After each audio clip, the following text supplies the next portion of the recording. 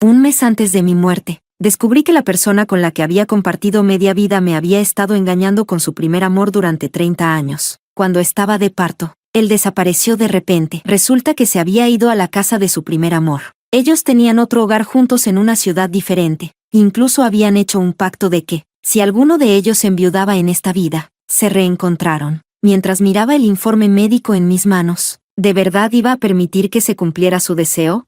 No podía aceptarlo. Capítulo 01. Cuando encontré estos objetos, estaba en casa limpiando. Mi esposo, Diego, siempre tenía una caja fuerte con llave donde guardaba documentos importantes. Pero hoy, por alguna razón, la cerradura de la caja estaba abierta. Abrí la puerta de la caja fuerte y, al ver lo que había dentro, ya no pude mantener la calma. Lo primero que vi fue un colgante de jade. El jade era suave y brillante, como si alguien lo hubiera tocado con frecuencia. Se colgaba de un hilo rojo. El color era mediocre, y estaba acompañado por una pequeña nota. Los bordes de la nota estaban amarillentos y dañados, y la escritura, de Diego, ya estaba un poco desvanecida, sin coloridas alas para volar en armonía. Pero nuestros corazones están sintonizados como uno. Prometido a Selena el 14 de noviembre de 1995. Mi corazón se encogió de golpe. El 14 de noviembre era el cumpleaños de mi hijo. Ese día, había estado de parto durante 18 horas, pero cuando salí,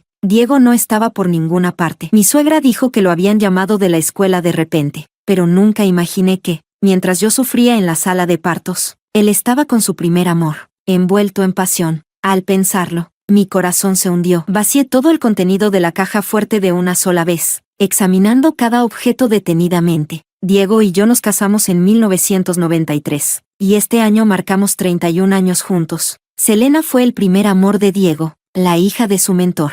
Los dos efectivamente fueron el primer amor el uno del otro en su época de estudiantes, pero el mentor de Diego no veía futuro en esa relación y los obligó a separarse. La caja fuerte contenía una mezcla de objetos viejos y nuevos. Había boletos de avión y de tren de alta velocidad de varios viajes por el país, todos con los nombres de Diego y Selena, que abarcaban desde finales de los años 90 hasta tan reciente como el año pasado. Los objetos más antiguos eran poemas de amor de su época de estudiantes. ¿Y el objeto más reciente? Un aviso de seguridad de gas. La dirección estaba en una ciudad vecina, con Selena como la propietaria. Decía que el gas necesitaba una inspección periódica y urgía contactar a un técnico de inmediato. Marqué el número del aviso. Hola, respondió la voz de un joven. Hola, joven. Soy la propietaria del primer piso, unidad 3, edificio 7 de Singuajiayuan. Selena, comencé a recitar la dirección del aviso pero fui interrumpida antes de terminar. Señora, ¿no fue su esposo quien programó la inspección para este sábado? Respondió. Capítulo 02. El teléfono sonó. Era mi hijo, Marco. Mamá, Lucas quiere comer almejas picantes y alitas de pollo con Coca-Cola hoy.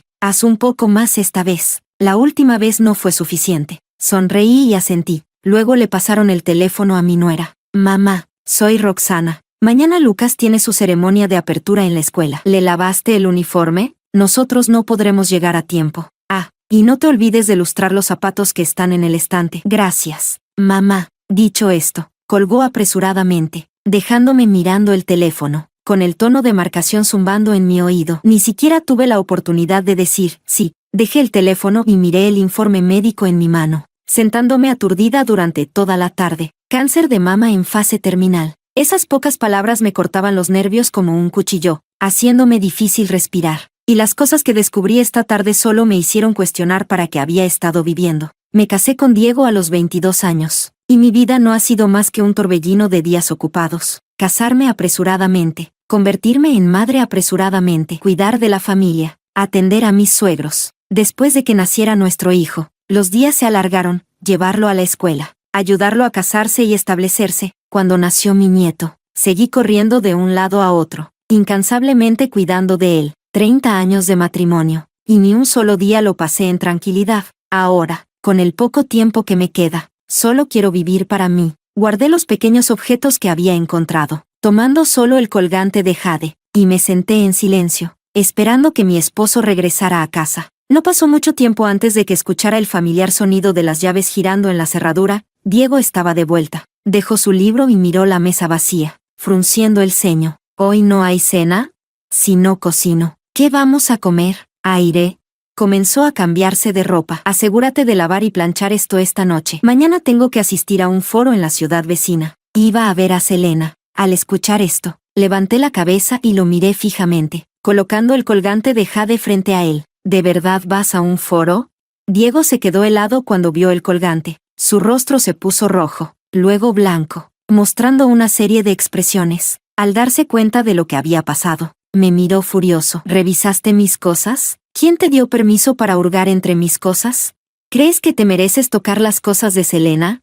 En un arrebato de furia, se abalanzó sobre mí y me dio una bofetada, arrebatándome el colgante de la mano. Mi mejilla ardía de dolor, y la intensa punzada me hizo toser incontrolablemente. Me esforcé por contener el mareo y logré articular unas pocas palabras. Divorciémonos. Diego me miró con incredulidad, como si hubiera escuchado un chiste. Estamos en los 50 o 60 años, ¿y quieres divorciarte ahora? ¿Quieres hacer el ridículo? Todo esto es cosa del pasado. ¿Por qué tienes que agitar las aguas y hacer que todos lo sepan? Capítulo 03. No dije nada. Tranquilamente empaqué mis cosas. Diego me miraba mientras recogía mis pertenencias, pero no me detuvo. Simplemente me observaba fríamente. Cuando estaba a punto de salir, Diego lanzó furiosamente la tetera que tenía en la mano, rompiéndola frente a mí. Te he proporcionado comida y comodidad todos estos años. Y a tu edad, ¿te estás haciendo el ridículo de esta manera? Bien, vete. Quiero ver qué tan buena será tu vida después del divorcio. Apreté los dientes, soportando el dolor que me causaba mi cáncer en fase terminal. Me dolía la cabeza, pero no dije nada mientras arrastraba mi maleta por la puerta. Después de tantos años, me encontré frente al pequeño apartamento que mis padres habían pagado por completo antes de mi matrimonio, sintiendo como si hubiera vivido otra vida desde entonces. Era como si vivir aquí hubiera sido algo de otra vida. Sí, después de 31 años de matrimonio, no había aportado mucho valor a mi familia política. La mayoría de mi dote se había vendido para ayudar con los gastos del hogar, y lo único que quedaba era este pequeño apartamento que había estado sin tocar durante años. Debido a su ubicación remota, nunca había conseguido un buen precio en el mercado. Irónicamente, se convirtió en la última propiedad que realmente me pertenecía. Era un modesto apartamento de 2 habitaciones, ya lleno de tantas cosas viejas que su apariencia original era difícil de reconocer. Pasé todo un día limpiando el espacio, dejándolo apenas habitable. Al día siguiente, contacté a un agente inmobiliario y puse el apartamento en venta a un precio 10% por debajo del valor de mercado. Pasaron 2 días, y en lugar de recibir noticias de Diego, quien apareció en mi puerta fue mi hijo, Marco. Marco llegó mientras estaba tomando una siesta. Mis piernas ya no son tan fuertes como antes, así que me apresuré lo mejor que pude para abrir la puerta. Mamá, ¿qué estás haciendo? ¿Por qué tardaste tanto en abrir la puerta? Tan pronto como abrí la puerta, Marco empezó a quejarse de cuánto tiempo había estado tocando. Debió encontrar este lugar después de escuchar algo de Diego. Lo invité a entrar con una sonrisa, diciendo, estaba tomando una siesta. ¿Qué te trae por aquí? El pequeño apartamento todavía tenía un olor a polvo de años sin uso. Marco arrugó la nariz con disgusto mientras miraba a su alrededor, y luego se volvió para mirarme a mí. Mamá, vuelve a casa. No es correcto que estés viviendo aquí sola. ¿Y si te pasa algo? ¿Cómo esperas que podamos estar tranquilos?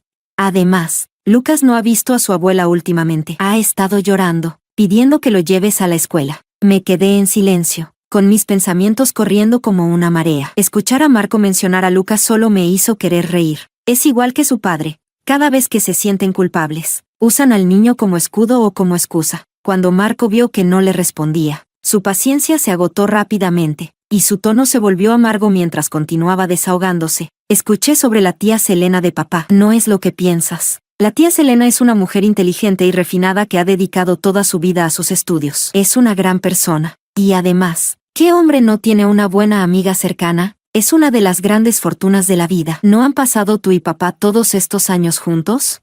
Mamá, sé más generosa. No te quedes atascada en estos pequeños líos amorosos. Mientras Marco decía esas palabras, levanté la cabeza y miré tranquilamente a mi buen hijo. Durante 30 años, no había criado a un hijo, sino a un enemigo. Capítulo 04. Después de echar a Marco del pequeño apartamento, me volví más decidida que nunca. Encontré un abogado especializado en casos de divorcio y de inmediato redacté un testamento. Primero, el testamento dejaba claro que, al morir, ninguno de mis bienes sería heredado por nadie. Todo sería donado a la caridad. Luego, entregué al abogado copias de los boletos de avión, las cartas y el aviso de seguridad de gas que había sacado de la caja fuerte de Diego. Íbamos a presentar la demanda de divorcio, alegando que Diego era la parte culpable, y exigiría que él dejara el matrimonio sin nada. Para cuando todo estuvo resuelto, ya era de noche. Después de que el abogado se fue, una ola de dolor me invadió. El dolor de cabeza se intensificó, mi visión se nubló y la habitación comenzó a girar. Vómito, mezclado con sangre, brotó de mi boca. Las lágrimas corrían por mi rostro, no por el dolor físico, sino por la angustia emocional que lo acompañaba.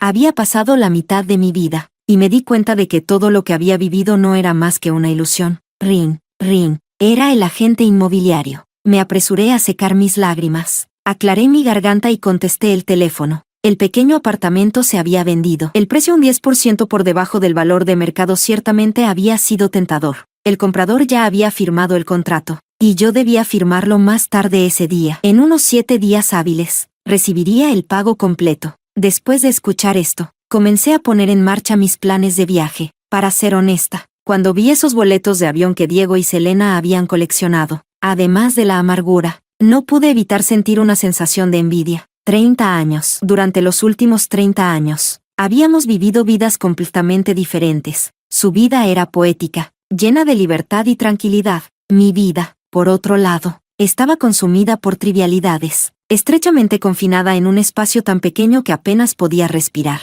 Capítulo 05. Poco después de subir al tren hacia Lhasa, recibí una llamada del hospital. Señora, su condición no le permite viajar. Muchos de sus indicadores de salud no están dentro de los rangos normales y corre el riesgo de desmayarse en cualquier momento. Por favor, venga al hospital para recibir tratamiento de inmediato. La llamada era de una joven enfermera, probablemente de la misma edad que mi hijo. La tranquilicé suavemente, diciéndole que ingresaría al hospital más adelante, pero que ahora tenía cosas más importantes que hacer. Señora, ¿qué podría ser más importante que su salud? Si no ingresa al hospital en 3 días, informaré a su familia sobre su condición. La incredulidad en su voz era evidente. Era irónico que un desconocido se preocupara más por mi bienestar que mi propia sangre. El tren acelera, pasando ríos, montañas, lagos y océanos, como si refleja la prisa que había tenido en mi vida durante tantos años. Había estado tan tensa y ocupada que olvidé apreciar el paisaje por el camino. Cuando finalmente vi las montañas Tangula y el antílope tibetano desde el tren, no me importó el leve mareo causado por la altitud. Tomé muchas fotos y las publiqué en mis redes sociales. Con el pie de foto, un momento de libertad. No pasó mucho tiempo antes de que varias personas dieran me gusta y comentaran. La mayoría elogió el hermoso paisaje y me daban me gusta. Entre los comentarios, había uno de Diego. El Tíbet es hermoso. Eres libre ahora, Rosa. No importa la situación. Él siempre lograba mantener las apariencias en público. Mi nuera silenciosamente le dio me gusta a la publicación. Y justo después, mi hijo comentó, mamá, tú serás libre, pero nosotros estamos agotados, llorando. Ring, ring. Miré mi teléfono. Era Marco llamando. Hola, ¿qué pasa, hijo? No esperaba que la llamada se convirtiera en una avalancha de quejas. Mamá, ¿cómo pudiste irte al Tíbet sin decirnos nada? Tú estás contenta ahora, pero ¿sabes lo que estamos pasando Roxana y yo? Estamos agotados. Después del trabajo, tenemos que recoger al niño, cocinar, limpiar la casa, hay demasiado que hacer. La casa es un completo desastre. Mamá, ¿cómo pudiste ser tan egoísta? Capítulo 06. No respondí a las acusaciones de Marco. Simplemente colgué el teléfono. Después de que colgué, Marco, no satisfecho, siguió llamando una y otra vez. Apagué el teléfono por completo. A esta altura de mi vida, después de todo, había llegado a entender muchas cosas. Ya no había nada que no pudiera dejar atrás, ni siquiera los lazos familiares que una vez pensé que eran tan profundos como la sangre. Los efectos retrasados del mal de altura y el dolor punzante en mi cuerpo me mantenían despierta. Pero en el momento en que puse un pie en Lhasa, sentí como si el vasto y curativo paisaje hubiera lavado gran parte de mi sufrimiento. Había contratado a un guía local con un coche para llevarme en un viaje, para experimentar los regalos de la naturaleza y el profundo patrimonio cultural de este lugar. En la cuenta regresiva de la vida, ver estos paisajes, sabiendo que si no los veía ahora, nunca lo haría, se sentía como algo que valía la pena. En el 6º día del viaje, me desmayé. Me llevaron de urgencia a un hospital local en Lhasa, donde le expliqué mi condición al médico. Mis indicadores de salud habían empeorado. Mi cabeza latía como si se estuviera partiendo, y el dolor en mi cuerpo era como una cuchilla que cortaba mis heridas una y otra vez. Era insoportable. Dios mío, has sometido a tu cuerpo a tanto esfuerzo que ya no puedes soportarlo. Debo notificar a tu familia de inmediato. Necesitas comenzar el tratamiento ya. El médico me pidió el número de teléfono de mi familia. Desde la habitación del hospital, pude oír vagamente cómo hablaba por teléfono afuera, repitiendo una y otra vez. Es verdad, no les estoy mintiendo. Conociendo a Diego y a Marco, probablemente pensarían que era una estafa, ya que siempre había estado bien de salud. Luché por incorporarme, pero mi cuerpo no tenía fuerzas. Tenía la boca seca, los labios agrietados. Me los humedezco con la lengua, y mi mano temblaba mientras intentaba servirme un vaso de agua, pero estaba demasiado débil. Ni siquiera pude alcanzar la taza antes de tener que detenerme. Déjame ayudarte, no te muevas. Un hombre delgado de mediana edad se adelantó, tomando suavemente el hervidor de mis manos. Parecía tener unos 50 años, con la espalda ligeramente encorvada. Su cabello y barba estaban salpicados de canas, y se movía lentamente. Llevaba unas gafas de lectura en el puente de la nariz. Después de verter el agua, se volvió hacia mí y sonrió suavemente, acercándose con una taza de agua tibia, como hace 30 años. Ha pasado mucho tiempo. Amanda, capítulo 07. Amanda, después de que te fuiste, todos decían que no volverías, pero yo no les creí. Guardé la carta que me dejaste, y esperé, durante 10 años. Era Leo, mi primer amor, a quien conocí durante mi tiempo como joven enviada al campo. Mientras Leo hablaba, sacó una carta de la habitación contigua, su papel amarillento por el tiempo y la escritura ya borrosa. Tomé la carta, con las manos temblando al tocar esta nota de despedida, olvidada y sellada durante 30 años. Intenté buscarte después, pero me detuvieron en las puertas de tu complejo. No me dejaron entrar. Esperé 3 días, pero entonces te vi a lo lejos, sosteniendo a tu hijo, y parecías feliz. Así que me fui. Cuando regresé del campo, había contado con entusiasmo todo sobre Leo a mis padres, pensando que sería el comienzo de un final feliz, pero en su lugar, lo que me encontré fue una puerta cerrada, una puerta que había encerrado mis 30 años. Cerré los ojos, tratando de controlar mis emociones, pero no pude detener el torrente de lágrimas.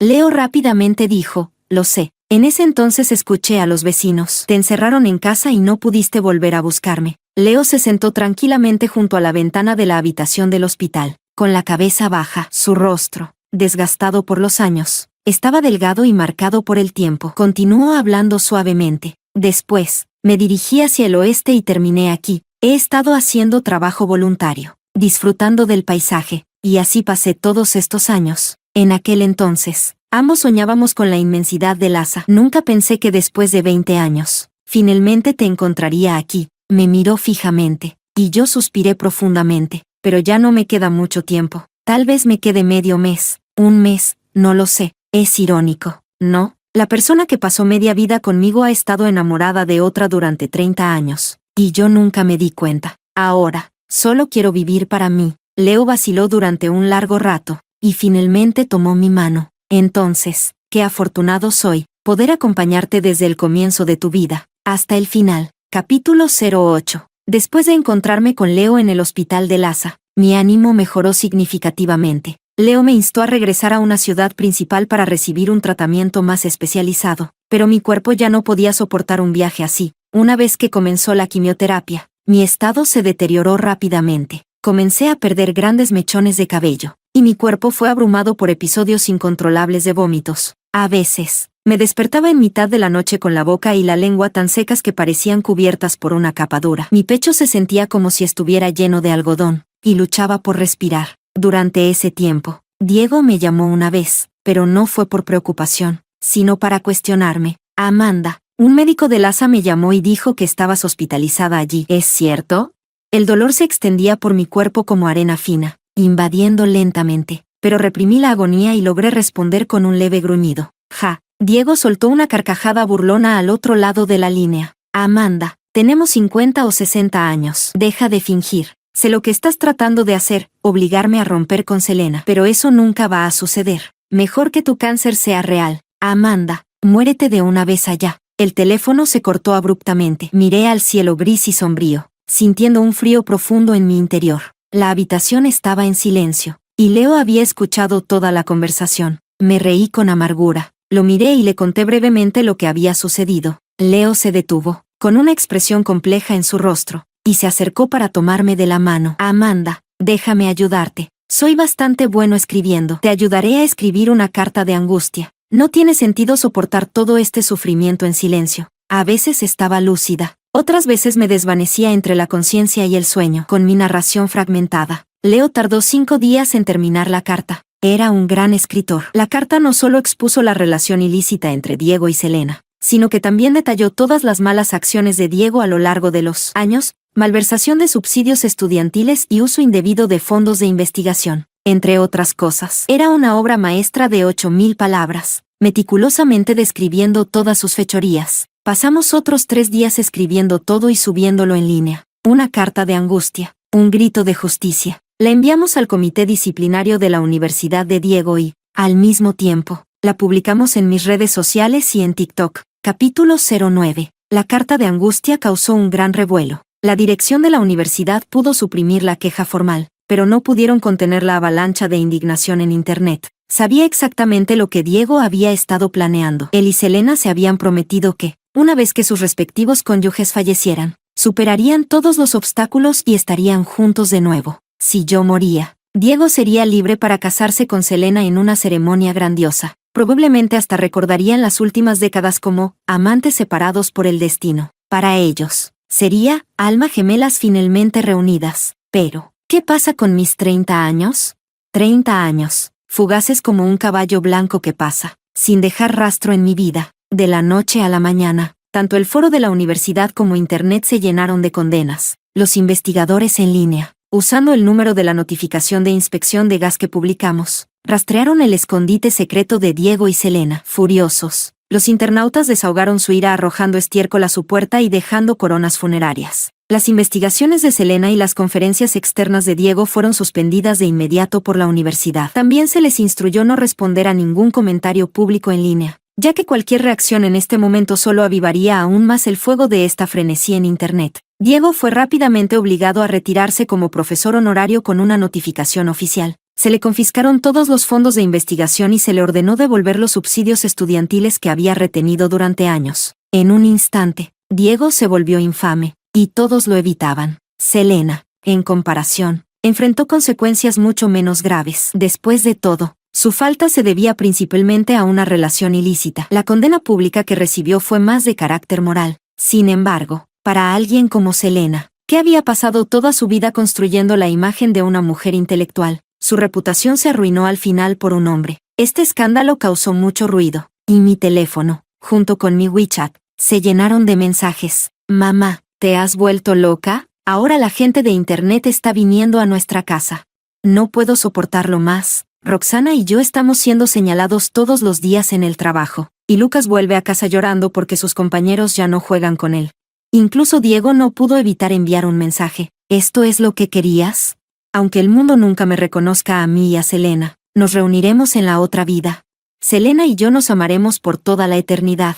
Después de leer su mensaje, no pude evitar reír. Me di la vuelta y publiqué un nuevo estado en mis momentos de WeChat. Este WeChat ya no acepta mensajes. Si tienes algo que decir, por favor contacta a mi abogado. Capítulo 10. En el segundo mes de mi estancia en Lhasa, nevó. La nevada de este invierno fue inusualmente intensa, y el viento barría los copos de nieve sobre el lago congelado, formando remolinos. Dentro, todo estaba tranquilo y cálido. La nieve en el alféizar de la ventana comenzó a derretirse por el calor de la habitación, dejando rastros sinuosos en la pared. Mi cuerpo continuaba deteriorándose. Después de mi 5ª ronda de quimioterapia, ya había recibido 3 avisos de estado crítico. El dolor, que antes se confinaba a una pequeña parte de mi cuerpo, ahora se extendía a cada rincón. Acurrucada en la cama del hospital, estaba rodeada de innumerables tubos y equipos de monitoreo. Cada respiración era débil y superficial, acompañada por leves gemidos de dolor.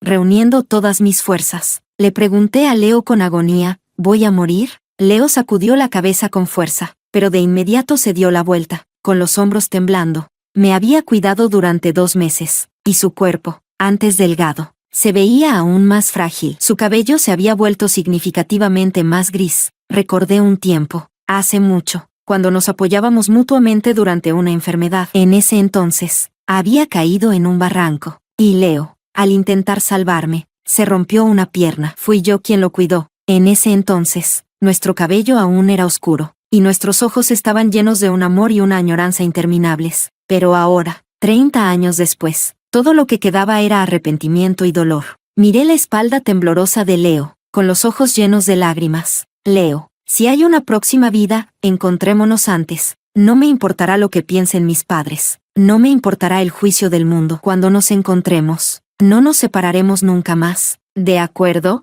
En la próxima vida, naceremos en Lhasa. Veremos el amanecer sobre las montañas doradas. Veremos las interminables praderas. Veremos el viento, el ganado y las ovejas. Leo se dio la vuelta, asintiendo en silencio, pero seguía mirando mi rostro pálido y marchito, como si quisiera grabar en sus huesos. Capítulo 11. Luché durante esos meses, logrando resistir 3 meses más en Lhasa. Era raro que Leo ofreciera sacarme a dar un paseo. El viento frío era feroz, y tan pronto como sentí su frío, me estremecí. Leo me miró con preocupación. ¿Quizás deberíamos regresar adentro? Negué con la cabeza y tiré de la chaqueta de Leo, señalándole que quería seguir adelante. La nieve caía en gruesos copos, flotando como plumas de ganso. Extendí las manos temblorosas para atrapar los copos de nieve que caían. La fina nieve, como granos de sal, se derretía instantáneamente en mi palma, dejando ninguna huella, pero el frío se colaba cada vez más profundo. Me envolví más fuerte en mi abrigo, pero no importaba cuánto me cubriera. El frío parecía atravesarlo, haciéndome temblar incontrolablemente. Comencé a toser violentamente. Leo, nervioso, se quitó apresuradamente su abrigo militar y lo colocó sobre mí, envolviendo con firmeza. Y luego rápidamente dio vuelta a la silla de ruedas y comenzó a empujarme de regreso hacia el hospital. Justo cuando estaba a punto de toser hasta sacar los pulmones, escuché un ruido como de cosas cayendo al suelo a mi lado. Fruncí el ceño y miré. Era mi hijo, Marco, a quien no había visto en 3 meses. Marco se quedó allí, con los ojos abiertos de par en par, congelado por la incredulidad de lo que estaba viendo. La bolsa que tenía en las manos resbaló y cayó al suelo. De repente, como si despertara de un sueño, Marco corrió hacia mí. Mamá, mamá, ¿eres tú? Corrió hacia mi lado, con pánico en la voz. Han pasado solo 2 meses. ¿Cómo has terminado así? Leo, temiendo que Marco pudiera herirme sin querer, lo apartó rápidamente. Espera, tengo que llevarla de vuelta a su habitación. Tu madre no se encuentra bien en este momento. Marco se detuvo, mirando aturdido, y luego fulminó a Leo con la mirada. ¿Quién eres tú? Luché por contener la tos, con la voz tan débil como un hilo. Llámale tío Leo. Marco se rió con desdén al escucharme. Mamá, ¿has estado todo este tiempo en Lhasa con este hombre al azar? A tu edad,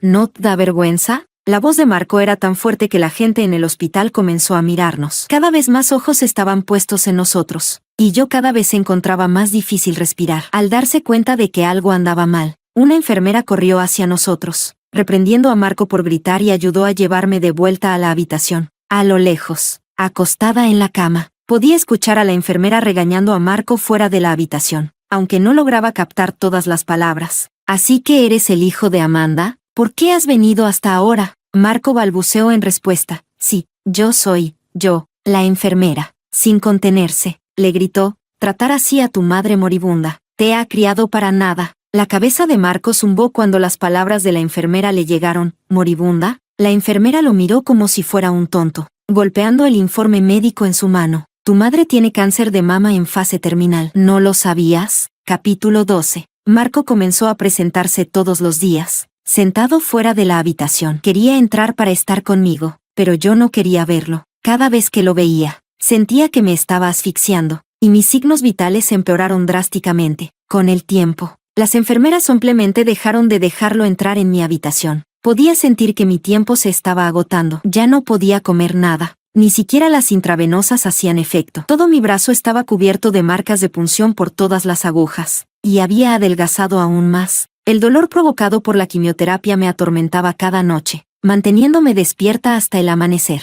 Lo sabía, era el momento de irme. Leo es probablemente la única persona en la que confío ahora. Hablé con mi abogado, y finalmente llegó la sentencia del divorcio. Diego no se fue del matrimonio sin nada, ya que es difícil hacer un fallo así en casos como el nuestro, pero la mayoría de los bienes familiares me fueron adjudicados, incluida la casa en la que viven ahora. A Diego solo le dejaron 300,000 yuanes. Después del fallo, actualicé mi testamento, instruyendo a Leo que vendiera la casa después de mi muerte. La mitad del dinero se donaría, y la otra mitad quedaría para la jubilación de Leo. Le pedí a Leo que organizara un vuelo para mi abogado, para que pudiera venir a Lhasa y estar listo para revelar el testamento después de mi fallecimiento. Pero en ese momento, vi un reflejo en la ventana de mi habitación del hospital. Era Diego. Era la primera vez que lo veía desde que me fui hace 3 meses. Diego había envejecido significativamente. Sus cejas, su barba y el cabello que asomaba por debajo de su sombrero estaban todos blancos. Todavía llevaba la camisa que le compré hace años, pero estaba arrugada, lejos de la apariencia ordenada que solía tener.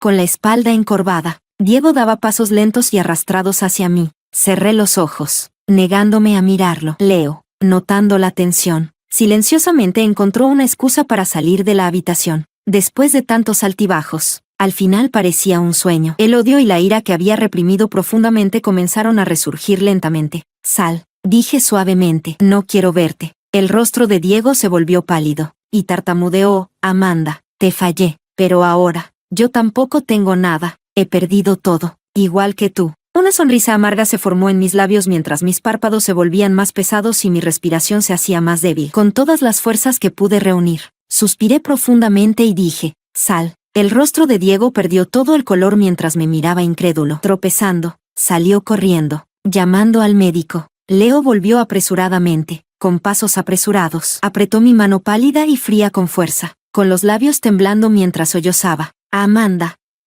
Amanda. Intenté incorporarme para verlo por última vez, pero el dolor punzante se extendió por cada rincón de mi cuerpo. En ese último momento antes de morir, de repente sentí una profunda sensación de injusticia, pero también una sensación de alivio. Apreté la mano de Leo con todas las fuerzas que me quedaban. Cada respiración era pesada y trabajosa. Prométeme, en la próxima vida. Mi respiración se detuvo casi por completo, pero luché por hablar suavemente con Leo. Cerré los ojos con suavidad, sintiéndome más ligera que nunca. La luz detrás de las nubes era tan hermosa, y sentí que cada vez me acercaba más a ella.